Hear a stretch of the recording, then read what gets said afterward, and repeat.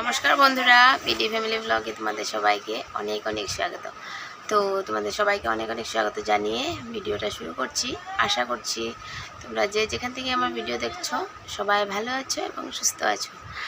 আর সকালে টিফিন খাওয়া হয়ে গেছে। সকালে টিফিনে করেছিলাম চাউমিন, তো সেগুলো তোমাদের সাথে শেয়ার করিনি। চাউমিন খেয়ে তারপর স্নান টান করে পুজো দিয়েছি। তো চলো পুজো দেওয়াটা তোমাদের সাথে শেয়ার করি। আর আজকে যেহেতু স্কুল বন্ধ, তো স্কুলে আর যেতে হবে না, আজকে স্কুল ছুটি আর কি। তো এদিকে দেখো পুজো দেওয়া আমার কমপ্লিট হয়ে গেছে। অনেকক্ষণ আগে কিন্তু আমি পুজোটা দিয়ে নিয়েছি। আর এখন রান্নাবান্না জোগাড় করব, সবজি টবজি কাটবো, তারপর রান্নাবান্না করব। তো চলো কাজগুলো করতে থাকি। তো এদিকে দেখো বন্ধুরা, আমার সবজি কাটাকাটি হয়ে গেছে। আর আজকে তো বানাবো হলো গিয়ে ডিমের তরকারি। তো তার জন্য দেখো টুকরো টুকরো করে আলু কেটে নিয়েছি। আলু আর ডিম একসাথে কুকারের মধ্যে বয়েল দিয়ে দেব। তারপরে করবো হলো গিয়ে পটল আর আলু ভাজা। তো শর্টকাট আর এই দুই তরকারি বানাবো, আর অন্য কিছু বানাবো না। তো ছোটো ছোটো মানে কানাকাটি করছে, তো ওকে নিয়ে মানে এত কাজ করতে ভালো লাগছে না। আর একটা কিছু বানাতে গেলে আর একটু সময় দরকার, তো তার জন্য এই দুই তরকারি আর ভাত বানাবো। আর ডিম কিন্তু 2 বেলার জন্য একসাথে বানিয়ে রাখবো। 3টা ডিম বয়েল করব আর 3টা ডিম আমলেট করে তরকারি মানে করবো আর কি। কারণ দুনো বেলায় আমলেট খেতে ভালো লাগে না, তো তার জন্য একবেলা আমলেট আর একবেলা সিদ্ধ আর কি। তো তার জন্য আর অনেক দিন হয়েছে ডিমগুলো এনেছে, তো খেয়ে নেওয়াটাই ভালো। কারণ যেহেতু এত গরম পড়েছে, কখন নষ্ট হয়ে যাবে কোনো ঠিক নেই। তো তার জন্য ভাবলাম দুনো বেলার জন্যই ডিম করে নিই, শেষ হয়ে যাবে। তারপর এদিকে দেখো, এদিকে এই যে আলু আর পটল কেটে রেখেছিলাম, তো সেটাও ধুয়ে নিয়েছি। আর পেঁয়াজ সম্বার দিয়ে ভাজা করব। পেঁয়াজ একটা কেটে দেব, তো পেঁয়াজ সম্বার দিয়ে এটা ভাজা করব। কাঁচামরিচ কয়টা মানে এখানে টুকরো টুকরো করে কেটে দিয়ে দেব। তো তার জন্য আর কি। আর রান্নাবান্না হয়ে গেলে তারপর আবার 1টা বাজার সাথে সাথে তখন বাবা খেতে চলে আসবে।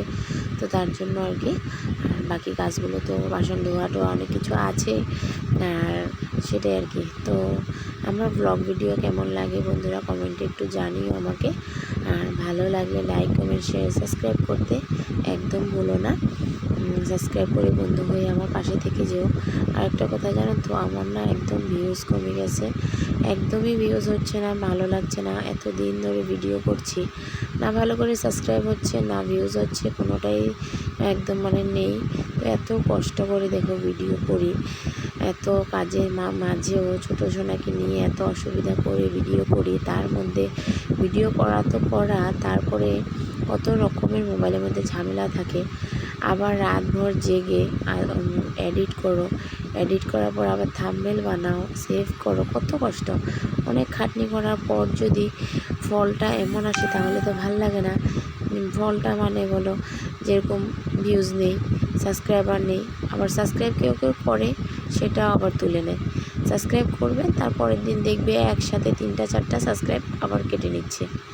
জানি না এমন যে কীভাবে হয়ে যায়, মানুষই করে না ইউটিউব নিজের থেকেই করে দেয়, আমি কিছুই বুঝতে পারছি না। তাও কিন্তু ভিডিও করা বন্ধ করিনি। মাঝে মধ্যে কখনো কোনো কাজের ঝামেলায় মিস হয়ে যায়, রেগুলার দিতে পারি না, কখনো মিস হয়ে যায়, কিন্তু তাও আমি চেষ্টা করি রেগুলারই ভিডিও দেওয়ার। তো কি বলবো আর কি। তো তার জন্য মনটা ভালো লাগে না। কষ্ট করার পর যদি সফলতাটা ভালো হয় তাহলে ভালো লাগে। আর যেহেতু আমার একদমই মানে কোনো সফলতা আমি অর্জন করতে পারবো বলে মানে একদম আশা কোনো কিছুই দেখছি না। তো কয়েকদিন আমার কিন্তু চ্যানেলটা যারা আগে থেকে দেখছো তোমরা নিশ্চয়ই জানো, আমি আগেও বলেছি চ্যানেলটা কিন্তু আরও 3-3.5 বছর আগের চ্যানেল। কিন্তু আমি আজকে 6 মাস 7-8 মাস হয়েছে কন্টিনিউ ভিডিও দিচ্ছি। তার আগে কিন্তু আমি মানে কয়েক বছর প্রথম কয়েকদিন দিয়ে তারপর কয়েক বছর ভিডিওই দিইনি। তো তার জন্যই আমার মনে হয় চ্যানেলের এই অবস্থা। কিন্তু এখন তো কন্টিনিউ দিচ্ছি, তাও কেন এমন হয়ে যাচ্ছে কিছুই বুঝতে পারছি না। তো ভালো লাগছে না। তো তার জন্য প্লিজ বন্ধুরা তোমরা আমাকে একটু সাপোর্ট করো। আর ভিডিও তোমরা দেখো কিন্তু কমেন্ট রেখে যাও, কিন্তু একটা লাইক করো না, সেটা তো আরও বড় কথা। একটা লাইক প্লিজ করে দিও, কারণ তোমাদের একটা লাইকে কিন্তু আমাকে অনেক মোটিভেট করে ভিডিও করার জন্য, অনেক আগ্রহ করে। আর আমার ভিডিওগুলো অন্যান্য বন্ধুদের কাছে পৌঁছাতেও সাহায্য করে। তো তার জন্য প্লিজ বন্ধুরা আমার ভিডিওটা কমেন্ট করার সাথে সাথে একটা লাইক রেখে যেও, যাতে আমি একটু আগ বাড়তে পারি আর কি। তোমাদের সাপোর্ট না হলে কিন্তু কিছু হবে না। সোশ্যাল মিডিয়াতে সবার সাপোর্টের দরকার, বন্ধুর দরকার। বন্ধু না হলে আমি নিজে যতই কষ্ট করি না কেন কোনো দিনও সফলতা হবে না।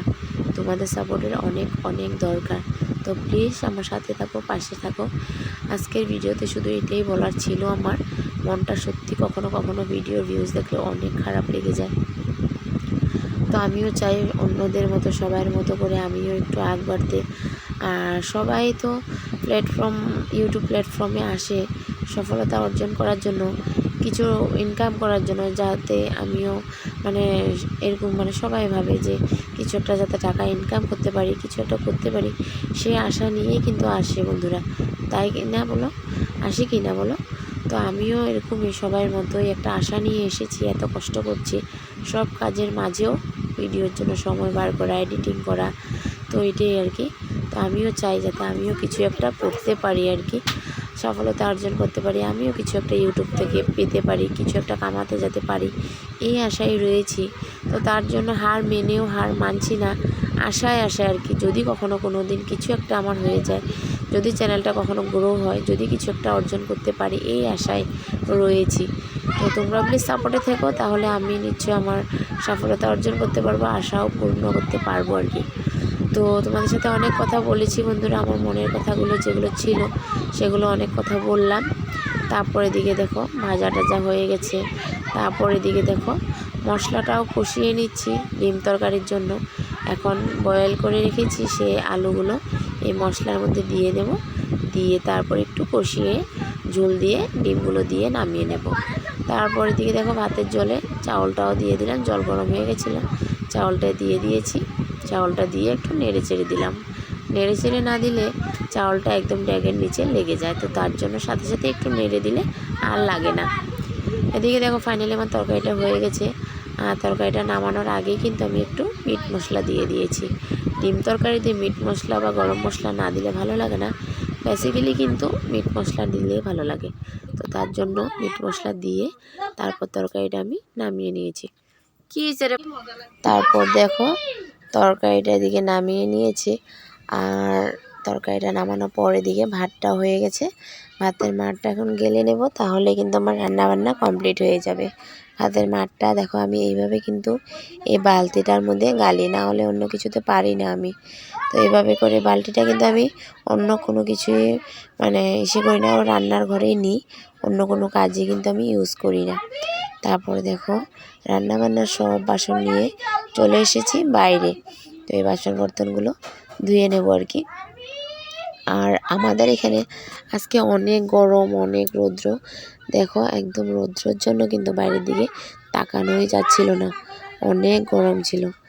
তারপর গ্যাস ট্যাসগুলো মুছে নিচ্ছি, বাইরে ওই বাসনগুলো ধুয়ে রোদের মধ্যে শুকাতে দিয়ে এসেছি, তাহলে কিন্তু বাসনে কোনো জলের দাগ থাকে না, খুব সুন্দর করে ঝকঝক করতে থাকে বাসন।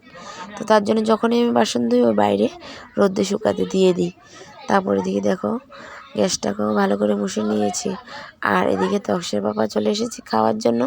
ছোটো ছোটো থালে এই এঁটোকাটোগুলো ধরার জন্য চিল্লাচিল্লি করছিল, তো ওর পাপা ধরতে দিচ্ছিল না। তো এদিকে দেখো আমার সন্ধ্যা টন্ধা দেওয়া হয়ে গেছে, সন্ধ্যা দিয়ে নিয়েছি আর ছোটো সোনাকে কোলে নিয়ে রেখেছি। তো আজকের জন্য এটি তৈরি করে এলো, টাটা। হরে হরে হরে রাম হরে